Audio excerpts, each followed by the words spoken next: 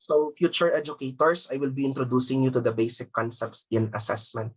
So my main reference here is the book of Balagtas. If you have the budget, you can buy the book. If not, please go over our discussions no, and try to read in advance. Now, if you would look at the term assessment class, it came from the word asidire. It came from the Latin word asidire, which means to sit beside one, to beside another. Okay, look at this the word, no? Look at the origin of the word. It means daw to sit beside another. So plus, when you are doing your assessment, you are actually quote and quote sitting beside your students. Sir, bakit may pa quote and quote? Because right now, you are not literally sitting beside your student, but by principle, you should. Okay? Now, if I would ask you, what do I mean by sitting beside another? Sige nga, since we are talking about assessment and it says to sit beside another, what do we mean by that? How would you explain that in your own words? Anybody who would want to try? Sige na, to sit beside another daw. What's your idea? Yes, Jamie, Antoinette, what's your idea by saying that assessment is to sit beside another? Sir, can you hear me, sir? Yes, loud and clear. Okay. To sit beside one another, for me, sir, it means that as a teacher, hands-on, you're hands-on as a student, no, sir, and you are there to guide the process of his or her learning, sir. And then hindi mo lang siya pagpabayaan, sir, like other other teachers nga, ginabilin lang obra tapos balikan lang amo na. When sitting beside together, sir, tutukan mo gid ang bata, sir. That's all, sir.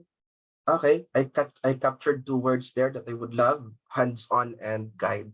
So plus when we do our assessment, oftentimes kasi when we say assessment, di ba, yung number one thing na pumapasok sa isip natin is exams. Di ba? When we say assessment, number one thing na pumapasok sa isip natin, exams, test construction, quizzes, prelim, midterm finals, first grading, second, third grading, fourth grading. That's the thing that enters our mind. But look at the word shared to us by Jamie. No? She said, we need to be hands-on as teachers, which is actually true. That's why later on, we will touch base on the different types of assessment. You will know that the first grading, second grading period exam is only a type of assessment. And there are many types of assessment that we need to do. And when we say class hands-on, di ba sabi niya, you are beside your student because you would want to guide your student. And that is the very purpose also of assessment. Diba? We don't do assessment just to make grades. No? Oftentimes kasi when we think of assessment, sige, we do our assessment so that we will give our students grades.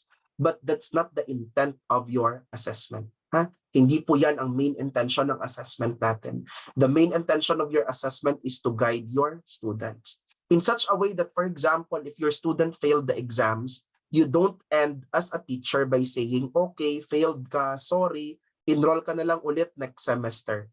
That's not our attitude. No? So if you know that if your student failed the exam, that's a message to you that there's something that needs to be done. Something needs to be done. Okay, so class, okay, thank you very much, Jamie, for sharing those. Now, other ideas muna before I would proceed. Sige nga, to sit beside another. What do you mean by that? By sitting beside another. Ideas, class, on sitting beside another?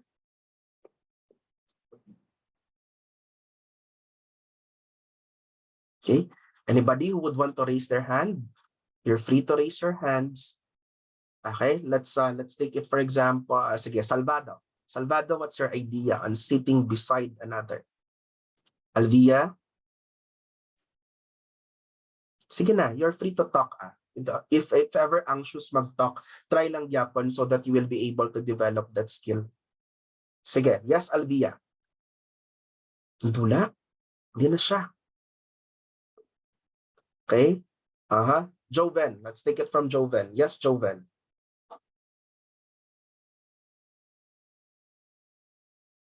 Joven, what's your idea with the word to sit beside another?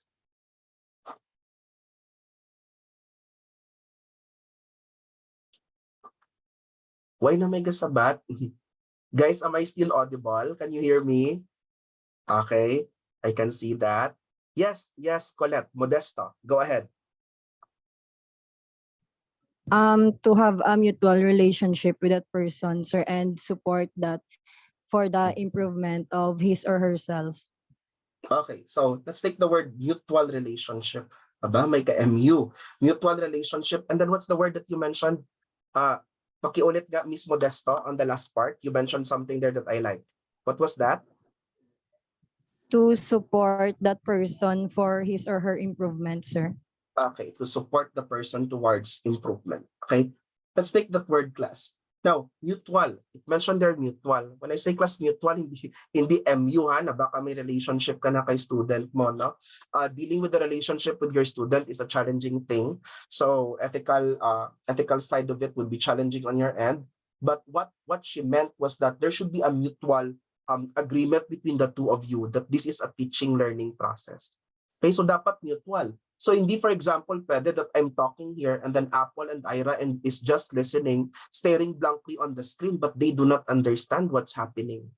And then when I talk about the teaching process, is it considered to be one-way communication class or two-way communication? When I talk about the teaching process, is it a one-way communication or two-way communication? Anybody on chat? Sige na.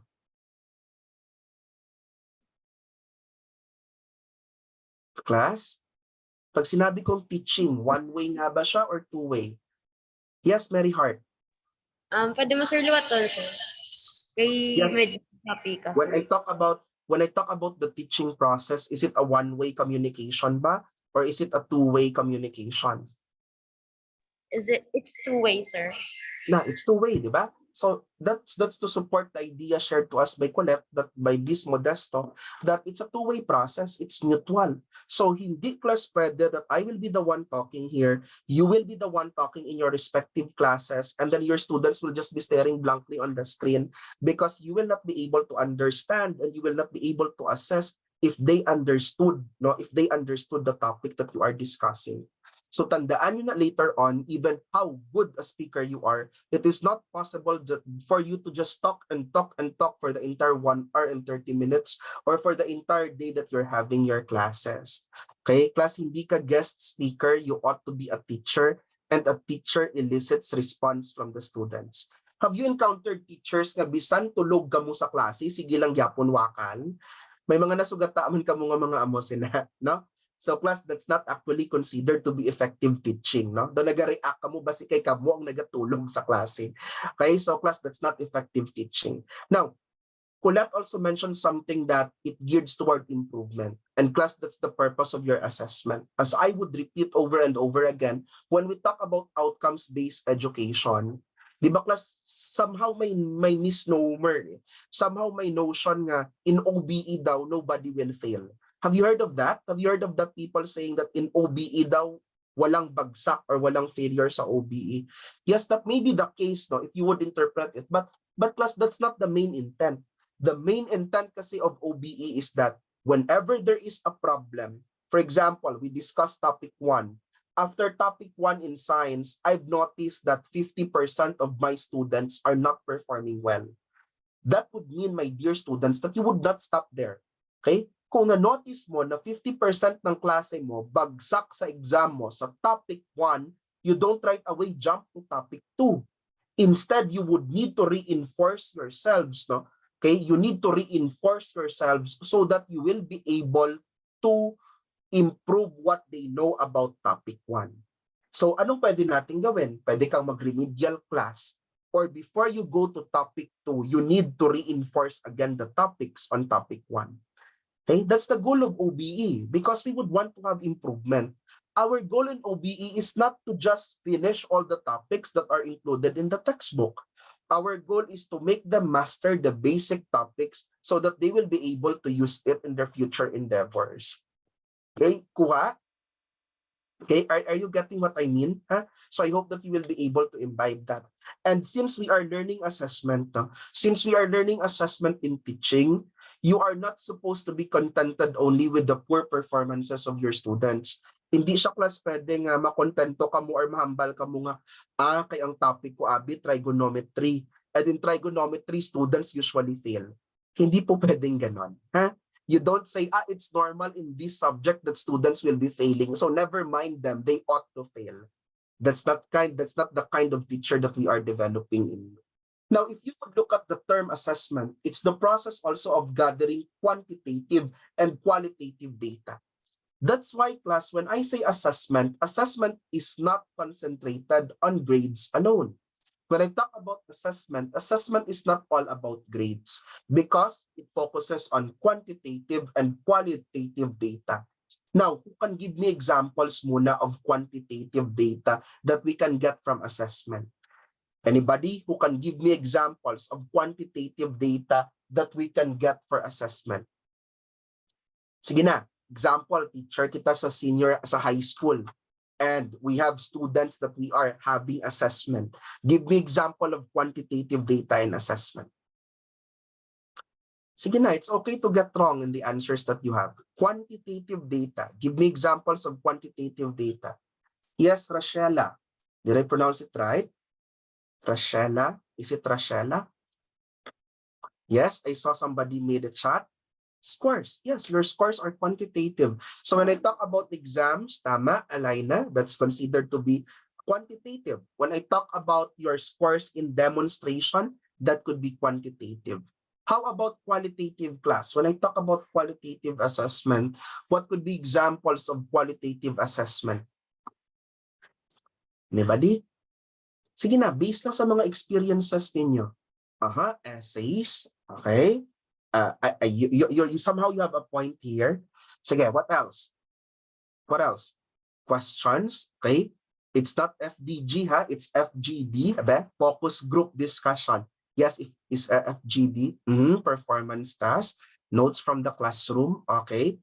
You have points there. But class, now when we talk about qualitative assessment, it could be actually the feedback that is being given by the teacher. No? So class, when you talk about qualitative data here, it could be the feedback that is given by the teacher.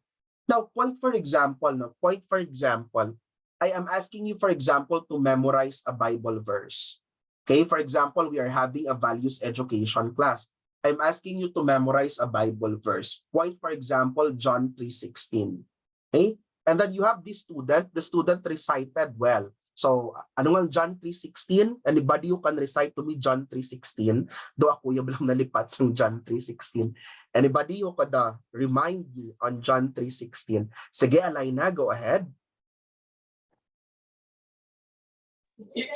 John 3:16, sir, for God so loved the world that he gave his only begotten Son, and whosoever believes in him should not perish but have an everlasting life. Okay, so thank you for that. So, for example, that's Alina, no? Tapos, I have informed you that the score for the recitation is 20 out of 20, or the perfect score is 20. And I've given you the rubric, and the rubric that I would want is mastery. Our focus is mastery. And with the way Alina recited it, I would be giving Alina, for example, a score of 20. Now, let's picture another student, student A. Si student A, pag-recite niyo sa John 3:16, parang may emotions gid siya. Humble siya, for God so loved the world. Do grabe ba lang emphasis niya. Tapos daw parang declamation level, no? So, I could not give that student actually a higher grade compared to Alina because we only agreed on the rubric mastery. Di ba? Ang agreement naton, ang rubric naton is only the mastery of John 3:16. Meaning, Alina would get 20. The student who is having deep emotions in his presentation would also get a grade of 20. That's the quantitative data that you're gathering.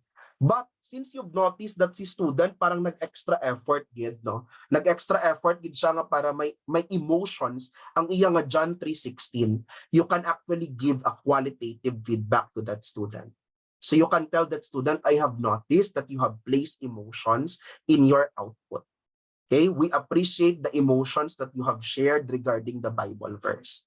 Kuha nyo guys, no? Do you get what I mean? No? Oftentimes kasi our error there is that, no? For example, no, si Jamie to Abby ang daw nag-acting gid siya sang John 3:16 niya.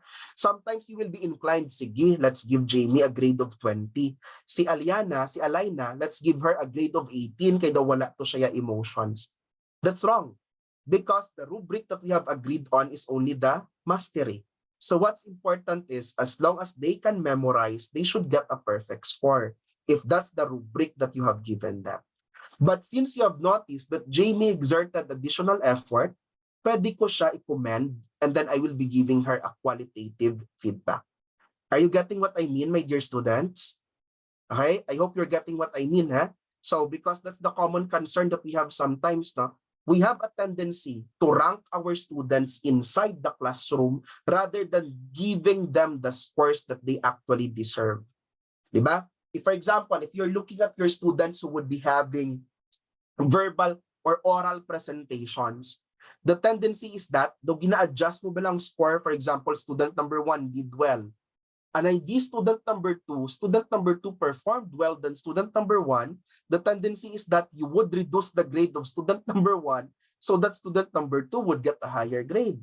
And here comes student 3. Student 3 performs way better to compare to student 1 and student 2. So the tendency is that you will again change the grade of 1 and 2 so that 3 will get the highest grade. So that's a fallacy actually, no? You should be actually focused on your rubrics and your criteria for grading them rather than ranking them during their performance. Are you getting what I mean, guys? Guys, are you getting what I mean? Pa-heart react if you understand what I mean, na? Okay, so please, that's an important point that we have in assessment. And actually, I'm just making an example for quantitative and qualitative data that you can get during your assessment. Now, what is the purpose of assessment? 1 plus, it's to make decisions. Okay, and when I talk about making decisions, please do not make a decision about failing your students or passing them. When I say assessment, that's not the decision here that we are talking about. Pass or fail is not the decision that we are only talking about.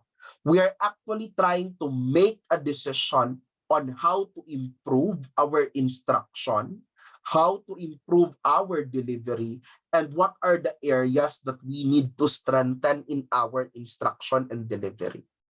Okay?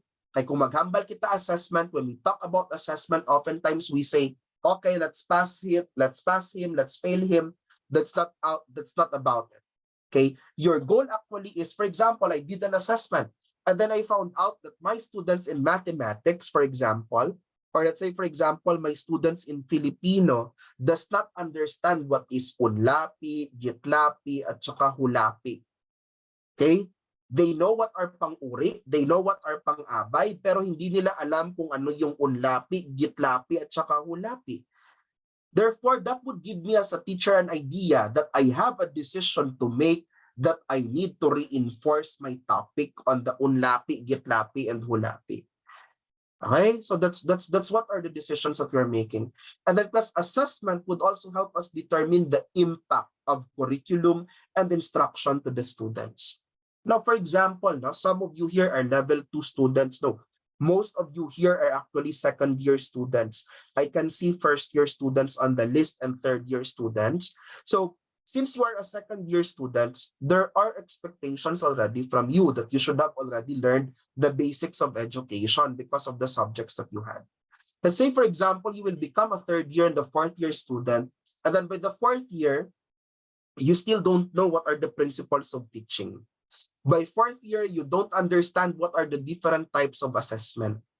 That would give me the idea, for example, if I am the level chair, if I am the program coordinator, if I am the dean, that will give me the idea, oops, parang may problema on the way my students are taught. Okay, there is a problem on the way my students are taught, no, or being taught, I mean. So it will help me determine the impact of curriculum and instruction. So anong gagawin ng dean pag magkaganon, guys, no? The dean might say, oh, we need to have remedial subjects on this topic because I would want you to improve. Or our dean, for example, she's doing revalida, she's doing revalidation to check on the skills that the students may have attained. And that revalidation actually class is again intended to improve your performance, okay, and to determine the impact of the curriculum. Now look at assessment in learning. If you would look at the definition of assessment in learning, it is systematic, it is purpose-oriented, collection, analysis, and interpretation of evidence of student learning. Now look at the words systematic. Maghambal ako class systematic, it follows certain. When I say systematic, what do I mean by that? It follows. Anong sinusunod natin sa systematic? Give me the word. Sige na, anybody on chat or you can unmute your microphone. When I say systematic, what do we mean by that? Huwag mahiya. Anybody? Systematic. Sige nga. Ira? Could we get Ira? Oh yes, Mary. Castor.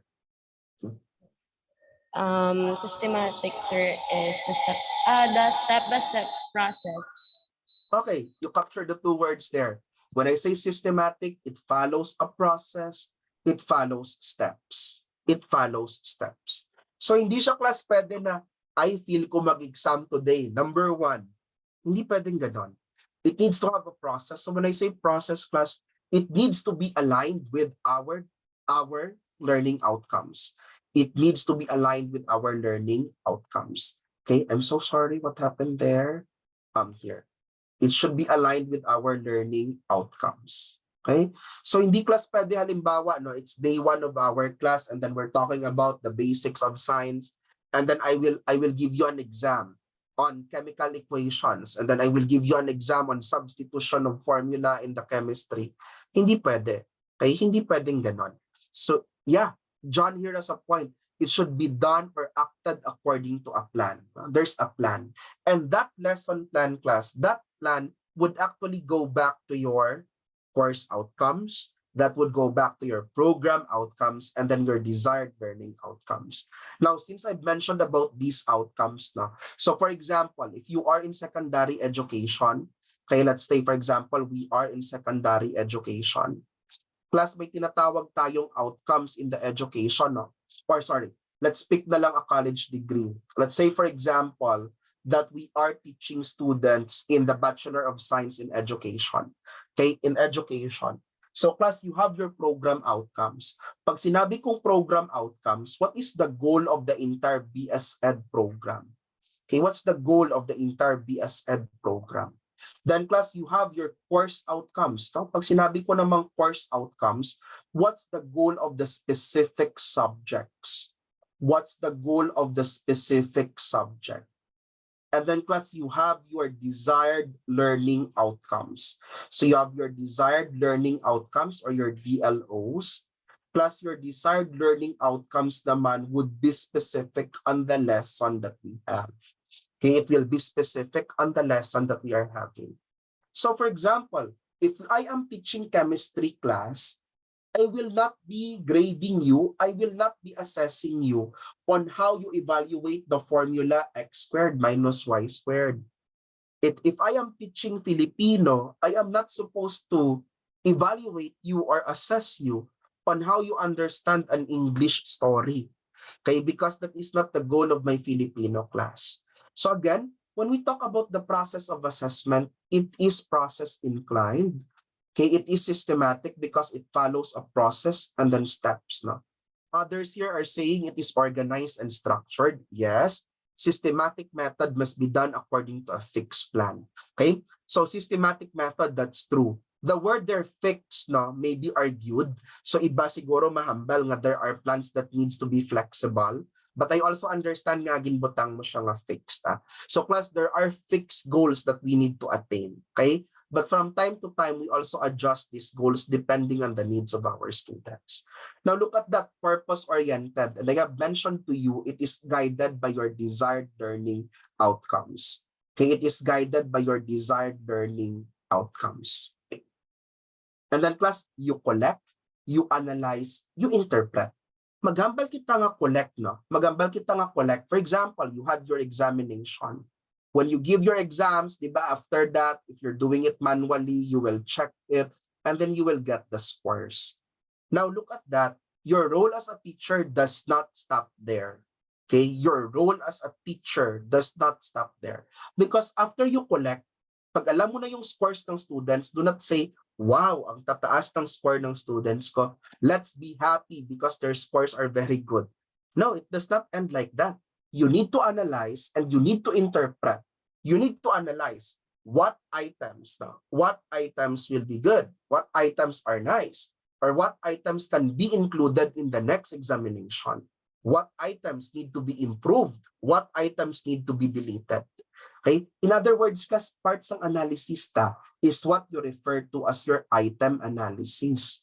We analyze the items. No? We analyze the items, whether they are good items, whether they are items that are worthy to be discussed to our students, whether there are items that needs to be reinforced. And then we interpret. Now, we interpret. What do we mean by interpretation? We try to classify, for example, if you have 30 pupils in the class, you need to determine, are these 30 pupils in sync with one another? Are these 30 pupils learning at the same level, or do you have a learner that is being left behind? Pag may learner ka na left behind, okay, do not judge siya. Class, as teachers, dapat hindi kita judgers. So class, do not say that, for example, alam mo, bobo naman kasi talaga yan. Alam mo yung mother niya kasi bobo naman yan. Classmate ko yan dati, bobo yung mother niya.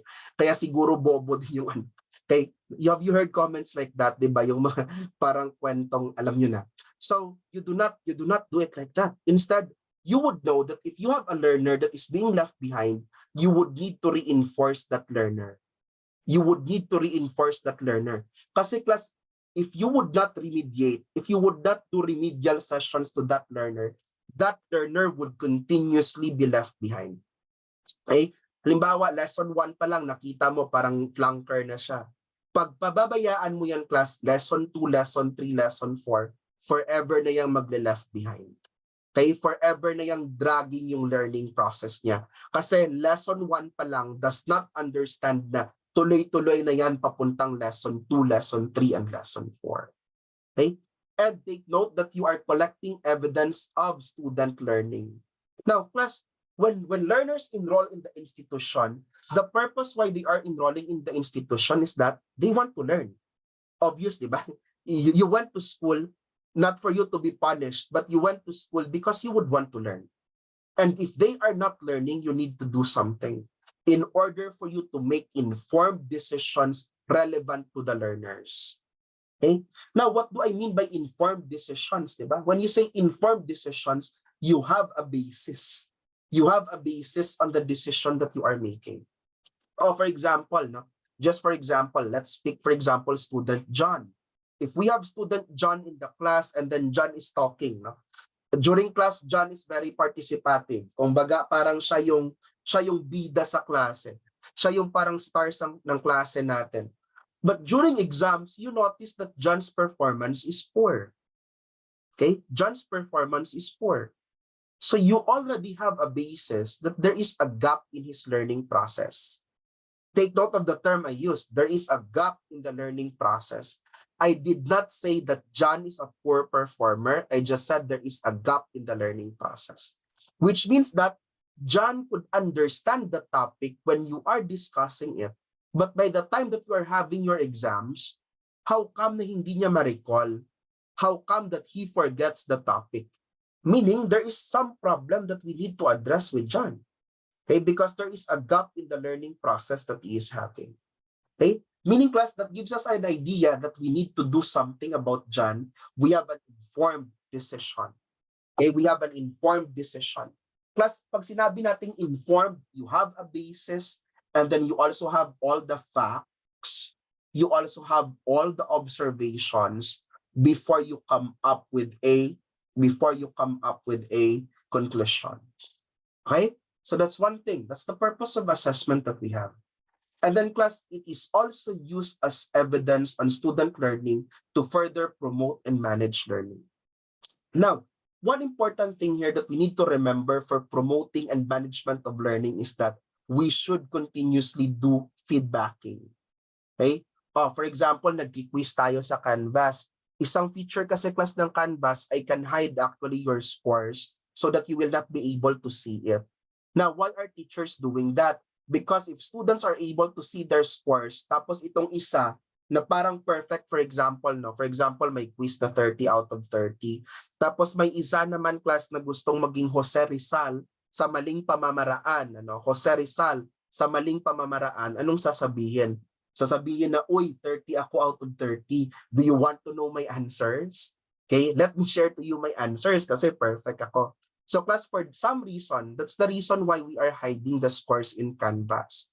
But I'm reminding you also of feedbacking. And one way, class, of feedbacking is that students should be able to know their scores.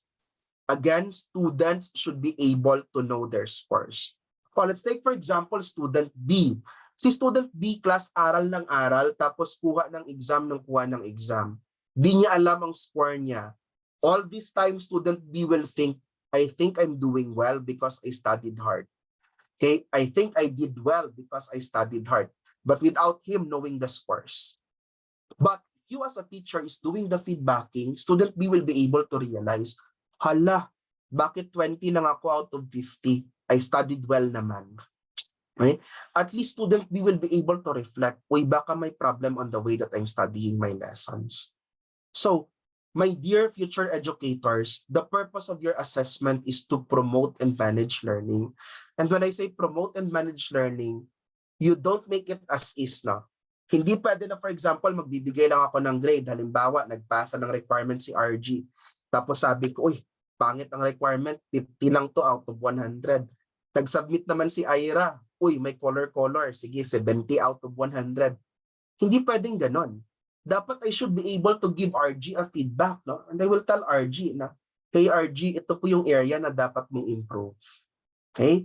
Sasabihan ko din sa Lovely, this is the area that you need to address. Your strength is that you have the content, however, you were not able to organize it properly. Okay? Because class, it will defeat the purpose of assessment if you are not giving your students feedback. How can you promote learning? How can you manage learning if you are not giving them feedback? Okay, that's why if you will become educators later on, make it a habit that you are giving your students feedback. And when I say feedback, please do not tell all of them very good, very good, very good. It does not help. Okay, have you encountered teachers like that who will just tell you very good, no? Pag speak ni classmate 1, very good. Pag speak ni classmate 2, na alam mo naman palagpatism, very good pa rin. Pag speak ni classmate 3 na parang walang laman, very good pa rin. Is that appropriate? Is that appropriate for you to do that? To just tell all your students very good? No, it's not, di ba? It's not. So if you would want to promote learning, you need to give them actual feedback. No? You need to give them honest feedback also for that matter. Now, what are the characteristics of assessment in learning? We've talked about this, that it ought to be a process. Okay, it ought to be a process. So meaning class, it follows certain steps. And then the word earlier that we encountered was the word systematic. And then class, it is based on specific objectives. No? It is based on specific objectives. And then class, when we talk about specific objectives, class, ang specific objectives natin, the one that I mentioned earlier, so you have your desired learning outcomes. No? In the collegiate level, we usually use the term desired learning outcomes. When you are formulating your plan, your lesson plan for elementary and secondary education, we usually use the term specific objectives. Now, multiple sources. In other words, class, is it okay for me to just give you exams for the entire semester? Pwede ba class na quiz lang tayo for the entire semester? Pagkatapos, you will have prelim, midterm, finals? Is that okay? No, no, no. Sabi ni Lovely, big no, no. Then what can we do? What else do we need to do other than having quizzes, other than having major examinations? What else needs to be done? What else needs to be done? Sige nga. What else needs to be done? Sige na, ideas please. Okay, Lovely yung name natin ha, pa-change ako. Yes, discussions. Yes, I'm getting the point. What else? What else? What else? Sige, assignments, no? Assignments. And then you have your output also, and then your performance task. So class, hindi pa pwede na isa lang yung source ko, no? So for example, hindi din pa pwede na for the entire year, okay, for the entire year, I will tell you, hey, donate an electric fan so that you will have a project. Okay, class, anong learning outcome sa electric fan, di ba? Anong learning outcomes electric fan? Wala, no? Wala. There's no learning outcome for that. And that's not a project. And then I could not tell you, for example, that hey, by the end of the semester, you just submit a reflection of what you've learned from this subject. Okay? Because I need to have multiple sources when I am assessing you. Okay? So hindi pwedeng isang source lang. Plus, you will later on realize that you have students, for example, who do well on essays. However, they perform poorly when you're having verbal conversations. Okay? Or baka kayo, na-realize nyo na, for example, kayo, you don't know how to talk in public, however, you write well. And you also have students who are very good in exams, no? Masyadong magaling sa exams, sumagot ng exams. However, class, hindi naman marunong when you are asking them to recite. Okay? Now, ano pong possible reason yan, no? Baka nga po nag-cheat, yung iba iisipin yan, alam mo kasi nag-cheating, kaya nga mataas yung quiz niya, no? Or baka class, weak lang talaga yung student mo on the other aspect. By the way, as educators, okay, you don't think that your students are cheating, ha? You remove that in your mind, ha? Dapat wag niyo munang unang isipin na nag-cheat siya. Now, point this, for example, Jamie, no? And I will tell, for example, Jamie and Alvia. You know what, Jamie, Alvia, you are cheaters. Okay? Kaka-start lang ng class, first time ko silang ma-meet day 1. I assumed already that they are cheaters. Would that make them feel good? No. No? If Alvia and Jamie are doing their best in their class, tapos right there and then, pinagalitan ko na sila kasi cheater sila, they would feel disappointed. So on the side, you don't think that your students are cheaters. You apply the basic legal dictum that somebody is considered innocent until they are proven guilty. Again, class, everybody is considered innocent until they are proven guilty. On your end as an educator, you don't think like that. So for example, nakita mo na, uy, bakit ang tataas ng quizzes nitong si John? Pero kung sa math namin, kapag sa board, hindi siya marunong. You approach John and you can tell John. Okay, you don't tell John, ha? You don't tell John na, John, alam mo, ang bobo mo during live classes. No, you don't tell that. But instead, you can tell John, John, you know what I've observed? Your quizzes are high. However, I've noticed that when we are having the actual board discussion, your scores seem to be poor. Is there any concern? Okay? Huwag kayong mag-start class by saying na, John, ang poor ng performance mo. Because John would be defensive. Okay? Anong tendency ni John? Okay, John will say, hi ma'am, I'm so sorry. Sir, I'm so sorry. And then John would feel guilty. John would feel that he is useless. That student class would feel that he is not doing anything right. Okay, so you need to be able to deliver properly from your students. And again, class, from multiple sources. Now, ano naman ang problema ng multiple sources na yan? Here comes you, fresh graduate ka halimbawa, tapos you have all the energy in the world, okay, to save the world from devastation, no? Pagkatapos, sabi kasi ni sir, multiple sources. And here comes you, week 1. Sige class, week 1 ha, may quiz kita, assignment number 1, group activity number 1, pagkatapos submit ka mo additional reading. Class, when we talk about multiple sources, it does not mean that you will flood your students with different requirements at a single time. Okay? It is not advisable also to give your learners many requirements at a single time. Are you hearing me with that? Huh? Are you hearing me with that? Class, you only give your students requirements that you can accommodate to check and requirements that you can also accommodate to give feedback to. Okay? Pag ikaw na teacher, hindi mo na mahabol sa kaka-feedback yung requirements class, baka may problem ka sa time management, or ikalawa, you might have a problem on the number of requirements that you are giving your students. Are you hearing me, my fellow educators? Ha guys? Ha? So, hindi siya porket multiple sources. Sige, kay siling ni Sir Porks, multiple sources, ramihan ang requirements. May quiz, may pa-essay, assignment. It does not work like that. Okay? Now, let's point for example. I can see that time, ha? And anyway, I will try to close in a little while. Let's say, for example, I will give you 5 papers to evaluate this evening. And then I will ask you to submit the evaluation by tomorrow morning. What's the tendency? Give me the honest tendency that you will do. What will happen to the last 3 papers maybe? Sige nga, if I will bombard you with requirements, what will be your tendency? I will require you 5 papers and then you submit it by tomorrow morning right away. What will be your tendency? Gapamuloy po yung student. Gapalamoy poy, di ba? Gapalamoy poy, no?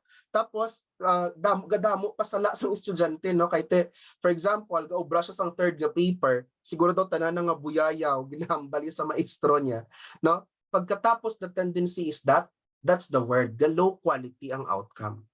No? What's the tendency? The student will have the tendency to cram. Okay? And then, yes, thank you for the honesty on that, no? The tendency is that you will plagiarize your work. Because nagadali ka. So anong obrahon mo? Makopy-paste ka na lang kay para maipasa ka nga requirement. Sa end naman sang teacher, the teacher will not be able to evaluate the output one by one because taman siya kasako. Taman siya kadamo balasahon. Okay? So with that, I hope that because you've experienced that or because you've been through that, you also understand that you rationalize the number of assessment that you have to your students. Okay? Yes, thank you for the honesty. No? Naga-low quality ang outcomes ng paper. And the same thing, guys, will happen if you will be doing that to your students. Okay? So again, class, we are learning assessment. We are talking that assessment should be from multiple sources, but you don't bombard your students. You encourage your students that even in the few requirements that you have, they will be able to have quality output. And from there will be learning. Okay? Sige. Do you have any questions so far? I'll take none. Kung may questions, feel free to chat. Did you learn anything for today? Please give a heart react if you learned anything. If you did not, you are not forced to have the heart react. Okay? Sige, please open your camera so that I will be able to capture for attendance.